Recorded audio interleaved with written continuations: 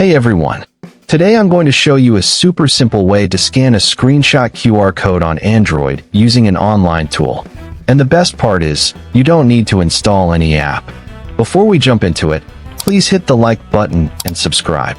And definitely check the description for some helpful tools I've added for you. To get started, open the QR code scanner tool using the link I've added in the description box. Once the page opens, you will see two options: upload image and scan with camera. Since we are scanning a screenshot QR code, tap on upload image. Now select your QR code screenshot from your Android gallery or file manager. After uploading the image, the tool will automatically scan the QR code. If you want to scan a live QR code instead, tap on scan with camera. Then click start camera and allow camera permission on your Android device. Now point your camera at the QR code and hold it steady. As soon as it detects the QR code, it will instantly show the result. Within a few seconds, you will see the decoded result on the screen.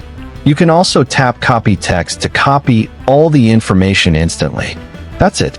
Now you can easily scan screenshot QR codes on Android using this online QR scanner without installing any app.